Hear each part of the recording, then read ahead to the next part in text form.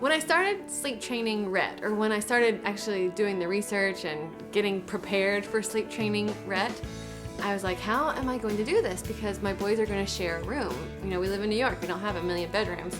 So my husband and I are going to be in one bedroom and the boys needed to be in the other. So I'm like, how am I going to do this? Rhett's going to be crying and he's going to wake up his brother Knox. And a lot of New Yorkers bunk their kids together. And so as always, I turned to other moms. So I called my friend Shirley and I was like, hey, how did your girls sleep in the same room? Because her girls are the same age difference as my boys. I was thinking, you know, should I put Knox downstairs in the pack and play, or I could bring Knox into our bedroom and put him in the pack and play while we're teaching Rhett to sleep in their room, and then once Rhett's sleeping, I'll move Knox in. And Shirley said, no, I just left Sophia in there.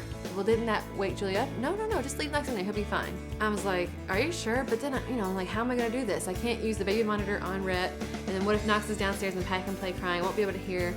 And she said, really? They're used to hearing each other all through the day. Knox is used to it. And I was like, yeah, but this is like sleep training crying. And she was like, if it were me, I would just leave Knox in there. And I thought, you know what? Let's just try it. So that night we put Rhett to sleep in his bed and left the room, and we finished Knox's routine and we told Knox to be very quiet. And so Knox was using his inside voice and we laid Knox down in his bed. Everybody went to sleep, crossing our fingers. Well, Rhett woke up a couple hours later and started crying, and Jared went in for 3 minutes, came back out. He said Knox didn't move. So Rhett cried again for 5 minutes. Jared went in to soothe him, and Knox is still passed out. So we came back. Knox slept through the entire thing. Rhett cried. He was hollering out for us. And Knox slept like a baby. Well, Knox slept better than the baby. I don't know what it is. I don't know if they're just used to each other, but she gave me some great advice. Just leave the toddler in there.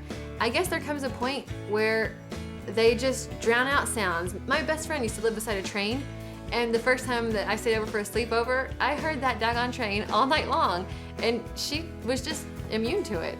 So I don't know how your toddler will be, but as for me and my friend Shirley, it worked to keep our big kids in with our little kids. Check me out on Facebook and Twitter, and as always, I'll suggest that you subscribe because heck, why not?